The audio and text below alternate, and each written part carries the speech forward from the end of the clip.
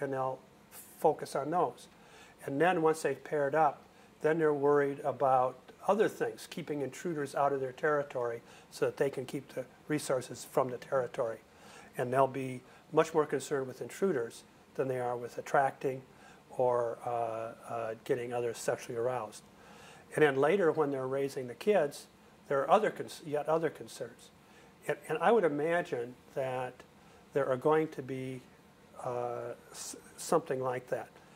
Now, that said, I don't think, let me go back to this. I think it's very implausible that this means food, this means raven, this means hawk, this means something else. We know that they have, many species have different vocalizations for a ground predator or an aerial predator, and presumably other predators as well. They do have some tie-in, but almost certainly the AAABACAD isn't the equivalent of saying there's ice cream over in the corner there. It's going to be much worse than that in trying to assign the meaning to the language. Mm-hmm. But they have to have some of these species. Well, the black-headed grosbeak that this goes down to Mexico during the wintertime, and then back up into this area in the Sierras during the summertime and spring. That's where they are now. So they're going to be focusing on different things. Yeah. But what and how do they relate to it? I would guess that if they're doing things like feeding and warning about predators, they have a much less rich vocabulary. If they're trying to show off for mating, then they probably have a richer vocabulary. But there have been many attempts with things like mockingbirds to ask, do the males with a richer vocabulary or a more complex syntax, are they better at attracting females? The answer is no. And so maybe they move their feathers. Maybe it's a male-male thing. They seem to have, well, age enters in. That the males that are older seem to have a larger vocabulary. That makes sense. But we think that some of the beginning of the season, the vocabulary isn't quite as rich as it is later in the season. It's much more complex than you would think, right? I mean, as I'm learning about it from you, I'm amazed at how complex it is. You think like a bird, humans can be pretty complex. Yeah. And there's no reason to think a bird in its environment isn't thinking just the same complex thoughts that we are. And that's probably the most interesting thing that I've gained from working with Professor Taylor is just thinking to myself, God, it's incredible that we take birds for granted, we don't listen to them, we edit them out of our environment, but actually they are involved in a very complex language, territorialisms, talking about things, moving. How are they relating to us? We don't even know. We're just moving through space with our iPhones, totally disconnected. And their environment, just to build on that one thing, these same birds, black-headed grosbeak, will be living in one corner of the yard, and then he'll go down during the wintertime to Acapulco, and then he'll come back to exactly the same corner of the yard here. Exactly the same. Exactly the same corner of the yard. They have to have a lot of intelligence for that. And yeah, with another species, like with ravens, like University of Washington doing this study on their cognition, and they seem to remember people actually, or by absolutely. Yes. Oh God, yeah. They're young. But if you dress up differently, then they won't recognize you. Interesting. Even though you behave similarly. I was thinking that and sort of anticipating what Victoria would be asking about, how humans relate to birds. With ravens, it's thought that the ravens will guide wolves and humans to where caribou are and moose, so that we can kill them and they'll get some food. So they're actually the traditional Indians would follow the ravens, and certainly wolves appear to follow the ravens. And one consideration I hadn't given until I read, this wasn't Washington, this is, yeah, it was Washington, from Marsloff's work, where he pointed out that crows and ravens, who were very smart, had this smart long before humans did. And they, when the humans evolved, they were smarter than we were, than say the chimps. And so you would think then that we would develop a special relationship with them. And indeed, if you look at throughout the northwestern area and throughout most of the world, in fact, they revere and worship ravens. And the ravens are often what are the source of the world. One of them that I just saw, it's a wonderful carving in the Natural History Museum in Chicago, where there's a raven opening a clamshell, and out come the humans that populate the earth from the clamshell. But it was a raven that opened it up for us. Okay, one last question. Yeah. Only one more question. Well, I mean, we could go all day, Okay. but I have to decide. Do Okay. two, Paul. do two then. All right. And I'll try to repeat, The okay? first one, how do you respond to, well, not that, but brain size? How does that relate to like their expected intelligence? I actually love that question. So how does brain size relate to intelligence? In other words, you have a very small bird brain to human brain. Women have a smaller brain than a male brain. How do we relate size of brain to intelligence? The thinking is that it has more to do with the structure than with the size.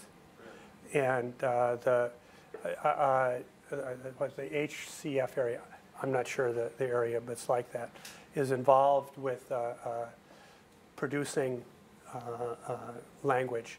And the birds that have more complex languages seem to have that area develop more.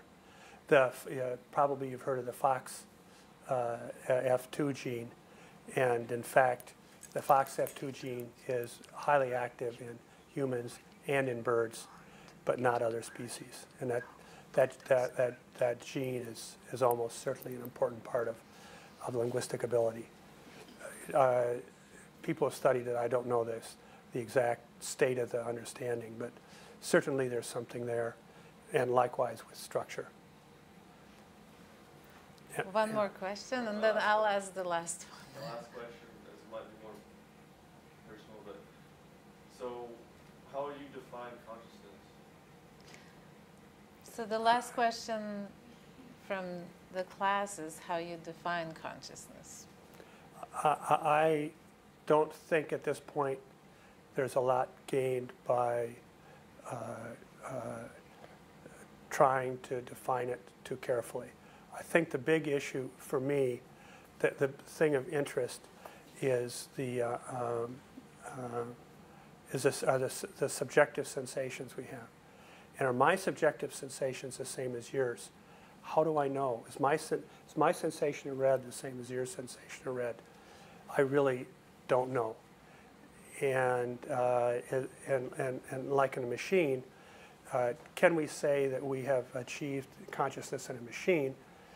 The classic answer posed by Alan Turing is, as I described earlier, if I can't tell who is answering, if I pose a question to a person in a machine behind a curtain, if I can't tell who's answering, then he would say, you have to say that thing has mind. This could be, but in that case, I would say mind and consciousness needn't be the same. But for me, the interesting thing is this subjective experience. That's what I would like to get at. And I think at this stage, we're like people before Newton. They had the refined notion of a machine, like from Archimedes. They could make very elaborate war machines. But the idea that one body could act on another body from a distance was impossible. Any of Archimedes' machines, like a lever or an inclined plane or pushing, required acting on it. But here, for the first time, there was not just gravity, but there was electromagnetic attraction. Mm-hmm. These were just unthinkable prior to Newton. Mm-hmm. And my take of it is that the consciousness is just unthinkable with our current science. Explaining it's unthinkable with our current science. But as we push harder, and then I think we may be able to do it. And before Newton, trying to be too precise in our definition of electromagnetism or gravity, or even the weak force, heavy force, those would be, it just wouldn't make sense. And I think that's the same thing with consciousness now. We'll find that there are different types of consciousness, I would imagine, I don't know. But right now we don't even know how to measure it. We don't know how to tell if we've achieved it or not. But that doesn't mean we won't ever be able to do it. That's my take. As an artist, I'm very inspired by my walks with you, by the sounds, the visualizations. It makes me think differently. It makes me experience reality differently. How is it important to you to talk or work with artists like myself? How do you see artists participating in the scientific process today, in this point of human history?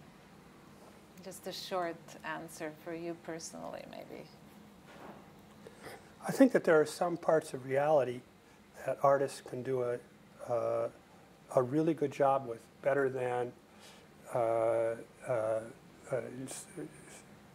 molecular biologists, arts reductionists, molecular biologists, or many physicists. Holistic things are an example, like your work with we are all the water connected throughout the world. That that doesn't you can't write an equation for that, but yet it's certainly true that we're all interconnected in some way through the water, and we're connected to nature through the water, and the water is connected to other water in a complex way that is not amenable to equations, and so that appeals to me. There are other types of art that perhaps don't relate so directly, but I find that one example. But there are others as well. Well, I'm hoping that we can do that with birds. So am I. So thank you for including me in this project. And everybody, big applause to No.